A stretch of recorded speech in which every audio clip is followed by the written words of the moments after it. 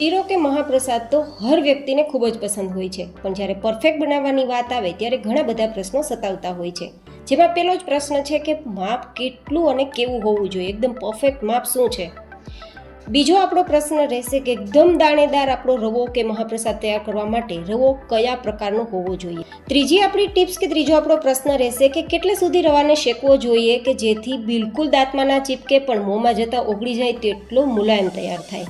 અને સૌથી વધુ અગત્યની ટિપ્સ કે ક્યારે આપણે દૂધને ઉમેરવું જોઈએ, કેટલા પ્રમાણમાં ઉમેરવું જોઈએ કે એકદમ આપણો રવો છે તે ફ્લફી અને છૂટો તૈયાર થાય. અને પાંચમો પ્રશ્ન કે પાંચમી ટિપ્સ છે કે આપણા શીરાને કે મહાપ્રસાદને વધુ ટેસ્ટફુલ તૈયાર કરવા માટે કેટલે સુધી આપણા રવાને કૂક કરવો જોઈએ, પકાવવો જોઈએ. તો આ બધા જ પ્રશ્નો સાથે આજની રેસીપી શરૂ કરીએ. તો જેમના માટે પહેલો જ આપણો સવાલ છે કે દાણેદાર શીરો કે મહાપ્રસાદ તૈયાર કરવા માટે રવો કેવા પ્રકારનો પસંદ કરવો જોઈએ. જનરલી માર્કેટમાં 2-3 પ્રકારના રવા કે સૂજી મળતા જ હોય છે. એક છે નાનો રવો, ઝીણો રવો, જે અત્યારે હું તમને બતાવી રહી છું. એકદમ ઝીણો રવો કહેવાય, એકદમ નાનો દાણો હોય. આ રવો પણ તમે ઉપયોગમાં લઈ શકો છો. અને બીજો જે થોડો આનાથી મોટો હોય, એટલે કે આ જે સાઇઝમાં તમને દાણો દેખાય છે ને તેનાથી થોડી મોટી સાઇઝ હોય. આ જુઓ તમે, આ છે તે એકદમ મોટો દાણો છે, જેને મોટો રવો કહેવાય, અથવા તો બીજા શબ્દમાં કહીએ તો તેને સૂજી કહેવાય. પરફેક્ટ દાણો તૈયાર કરવો હોય, મતલબ કે એકદમ મોટો દાણો આપણે તૈયાર કરવો હોય તો આપણે રવાની જગ્યાએ સૂજીનો ઉપયોગ કરીશું. સૂજી મતલબ મોટો રવો. જો આ બંનેમાંથી જે મોટો દાણો છે એ આ છે, જેને આપણે સોજી પણ કહીએ છીએ અને મોટો રવો પણ કહીએ છીએ. તેને આપણે શીરો બનાવવામાં કે મહાપ્રસાદ બનાવવામાં ઉપયોગમાં લેશું. હવે બીજો સૌથી અગત્યનો પ્રશ્ન રહેશે કે પરફેક્ટ માપ શું હોવું જોઈએ. તો પરફેક્ટ માપ તૈયાર કરવા માટે રવો જે આપણે વાટકીથી અથવા તો કપથી લીધો હોય તે જ કપ કે તે જ વાટકીથી બીજા બધા સામગ્રીઓનું માપ લેવું. તો અત્યારે મેં 1 કપ થાય ને તેટલી સાઇઝમાં વાટકી હોય તે વાટકી ભરીને મોટો રવો લીધો છે. અને જે વાટકીથી રવો લીધો છે તે જ વાટકીથી 1 વાટકી જેટલી મેં ખાંડ લીધી છે. અને તે જ વાટકીથી આપણે 1 કપ કે 1 વાટકી જેટલું ઓગાળેલું ઘી લીધું છે. મતલબ 3 સામગ્રી એક જ સરખા પ્રમાણમાં હોવી જોઈએ. હવે સૌથી વધુ અગત્યનું છે કે રવો બનાવવા માટે દૂધ ઉપયોગમાં લેવું કે પાણી ઉપયોગમાં લેવું, અથવા તો કેટલા પ્રમાણમાં લેવું. તો અહીંયા જે વાટકીથી રવો લીધો હોય તે જ વાટકીથી આપણે 3 વાટકી જેટલું દૂધ અથવા તો 3 વાટકી જેટલું પાણી લઈ શકીએ છીએ. હું અત્યારે મહાપ્રસાદ બનાવી રહી છું તો મેં દૂધનો ઉપયોગ કર્યો છે. તમે પાણીનો ઉપયોગ પણ કરી શકો છો, અથવા તો અડધું દૂધ અને અડધું પાણી એ રીતે મિક્સ કરીને પણ લઈ શકો છો. સાથે મેં થોડા ચોપ કરેલા ડ્રાય ફ્રૂટ્સ લીધા છે, કાજુ બદામ પિસ્તા, જો કે ઓપ્શનલ છે. હવે આપણે જે 3 કપ જેટલું દૂધ લીધું છે ને તેને એકદમ ઉકાળવાનું છે, 2-3 ઉફાણ આવે ને ત્યાં સુધી. તો તેને ગેસ ફ્લેમ પર રાખીશું. અને ફ્લેવર માટે હું 5-6 નંગ જેટલી એલચી, પણ જેને ખોલીને દાણા ઉપયોગમાં લઉં છું, સીધા ડિરેક્ટલી દૂધમાં ઉપયોગ કરું છું જેથી એકદમ સરસ ફ્લેવર આવી જાય.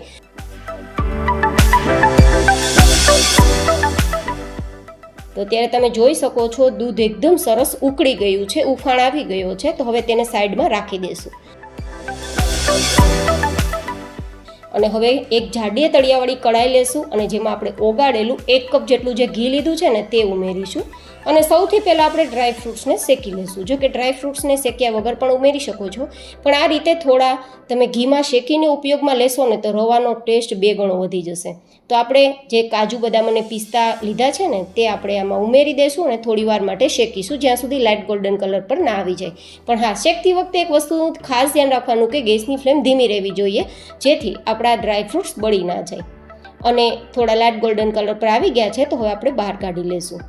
તો આપણા ડ્રાય ફ્રૂટ્સ શેકાઈ ગયા છે તો તેને સાઈડ પર રાખી દઈશું. અને હવે તે જ ગરમ ઘીની અંદર આપણે જે 1 કપ જેટલો સોજી લીધો છે ને મોટો રવો તે ઉમેરી દઈશું. અને હવે આપણી ગેસની ફ્લેમ એકદમ ધીમી રહેવી જોઈએ અને સતત આપણે ચમચ દ્વારા આપણા રવાને ચલાવવાનો છે, જેથી તળિયે બેસી ના જાય, ખરાબ સ્મેલ પણ ના આવે. હવે સૌથી વધુ મહત્વનો પ્રશ્ન છે કે રવાને કેટલે સુધી આપણે શેકવાનો છે. જનરલી શું થતું હોય છે કે રવો કે શીરો આપણે બનાવી તો લઈએ છીએ, પણ ઘણી વાર તે દાંતમાં ચીપકવા લાગતો હોય છે. તો તેમના માટે આ સૌથી મહત્ત્વની અને અગત્યની ટિપ્સ છે કે રવાને આપણે સતત ધીમા ગેસની ફ્લેમ પર ચલાવવાનો અને જ્યાં સુધી ઘી અને રવો બંને છૂટું ના પડી જાય. અત્યારે તમે જોઈ શકો છો કે ઘી અલગ થઈ રહ્યું છે, રવો અલગ થઈ રહ્યો છે, રવાનો કલર થોડો એકદમ ડાર્ક ઉપર આવી ગયો છે અને બીજા નંબરમાં ઘીના બબલ્સ ઉપર દેખાવા લાગ્યા છે. આ બધા જ ઇન્ડિકેશન કરે છે કે રવો એકદમ સરસ શેકાઈ ગયો છે.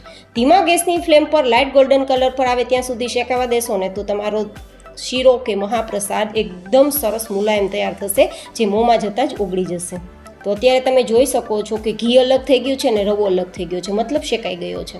તો સૌથી વધુ મહત્ત્વનો પ્રશ્ન અને ટિપ્સ હવે પછીની છે. જનરલી એવું થતું હોય છે કે રવો કે પછી શીરો ગાંઠાવાળો તૈયાર થતો હોય છે. જે દાણો રવાનો ફૂલવો જોઈએ તેવો દાણો પણ નથી બનતો અને જે રવો છે, જે શીરો છે, જે મહાપ્રસાદ છે તે ગાંઠાવાળો થઈ જતો હોય છે. તો તેમના માટે શું કરવું જોઈએ? તો તેમના માટે આપણે જે ઉકાળેલું દૂધ લીધું છે ને, પહેલાં તો એ દૂધ એકદમ ગરમ હોવું જોઈએ. દૂધ હોય કે પાણી હોય એકદમ ગરમ હોવું જોઈએ અને એ દૂધ કે એ પાણીને તમારે થોડું થોડું આપણા રવામાં ઉમેરતું જવાનું. જેમ ઉમેરશો તેમ દાણો આપણો ફૂલતો જશે. અત્યારે તમે જોઈ શકો છો કે રવાનો દાણો એકદમ સરસ ફૂલતો જાય છે.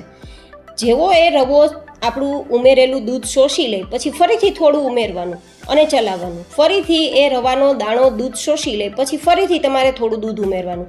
આ રીતે 3 થી 4 વાર તમારે થોડું થોડું દૂધ ઉમેરતું જવાનું અને સતત એક હાથે તમારે દૂધ ઉમેરતું જવાનું અને એક હાથે તમારે સતત ચલાવતું જવાનું. આ પ્રોસેસ કરશો તો તમારો રવો કે શીરો કે મહાપ્રસાદ બિલકુલ ગાંઠા વગરનો તૈયાર થશે અને એકદમ દાણેદાર તૈયાર થશે. કારણ કે જેમ દૂધ રવા સાથે મિક્સ થશે ને તેમ દાણો એકદમ ફૂલતો જશે અને ગાંઠા વગરનો જ તૈયાર થશે. હવે આપણે આ બધું જ દૂધ ઉમેરી દીધું છે. તમને અત્યારે ઢીલું એકદમ રબડી જેવું દેખાતું હશે, પણ ચિંતા ના કરતા, જેમ જેમ મિક્સ કરતા જશો ને તેમ બધું ઘટ થતું જશે.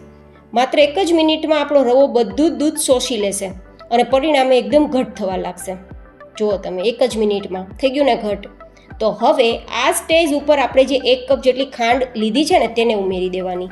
હવે આપણે ખાંડ ઉમેર્યા બાદ સતત ચલાવીશું. તો જેમ જેમ આપણે ચલાવતા જશું તેમ આપણા રવાનો, શીરાનો કે મહાપ્રસાદનો કલર એકદમ ડાર્ક ઉપર આવતો જશે. ઓફ વ્હાઇટ કલર કહેવાય એને, ક્રીમ ઉપર કલર આવતો જશે. જો અત્યારે તમે પણ આટલો કલર પરફેક્ટ આવવા છતાં શીરો તૈયાર નથી થયો. તો કેટલા સુધી આપણા શીરાને હજુ આપણે પકાવવાનો છે કે વધુ ટેસ્ટફુલ તૈયાર થાય?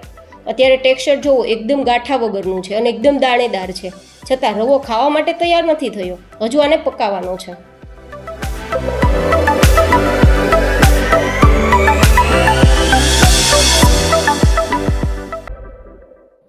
જેમ જેમ આપણે શેકતા જશું તેમ તેમ આપણા આ રવા કે શીરાની ઉપર આપણે ઉમેરેલું જે ઘી છે ને, 1 કપ જેટલું ઘી, તે બધું જ બહાર દેખાવા લાગશે. જો અત્યારે તમે જોઈ શકો છો થોડી જ વારમાં કે ઘી બધી જ સાઈડમાંથી બહાર નીકળવા લાગ્યું છે. જો બધી જ સાઈડમાંથી. આ પહેલું ઇન્ડિકેશન છે કે આપણો રવો કે શીરો કે મહાપ્રસાદ હવે ખાવા માટે કે ભગવાનને ભોગ ધરવા માટે તૈયાર છે. હજુ પણ એક બીજી તમને રીત બતાવું છું કે આપણો આ મહાપ્રસાદ તૈયાર થયો છે કે નહીં. તમારે શું કરવાનું? કડાઈને હાથમાં લેવાની અને બંને હાથથી આ રીતે ચલાવવાનું. જો આપણો શીરો છે ને અત્યારે કડાઈની અંદર જાતે જ ફરવા લાગ્યો છે. જો કેટલો ફરી રહ્યો છે. આ રીતે ફરી રહે ને ત્યારે પણ સમજવાનું કે આપણો મહાપ્રસાદ હવે તૈયાર છે. તો તૈયાર થયેલા આ શીરાની અંદર તમે જે શેકેલા ડ્રાયફ્રૂટ્સ છે તેને ઉમેરી મિક્સ કરી ગેસની ફ્લેમ બંધ કરી અને પછી આપણા ગરમા ગરમ જે શીરો તૈયાર થયો છે તેને ભગવાનને ભોગ ધરી. તો તૈયાર છે આપણો એકદમ દાણેદાર, મોંમાં જતાં ઓગળી જાય તેવો મુલાયમ, ફરસો અને એકદમ ટેસ્ટી એવો મહાપ્રસાદ અથવા શીરાની રેસીપી. અને આવા જ અવનવા ટિપ્સ સાથેના ઇન્ટરેસ્ટિંગ એન્ડ હેલ્ધી રેસીપીઓ જોવા માટે મારી ચેનલને સબસ્ક્રાઈબ જરૂર કરજો.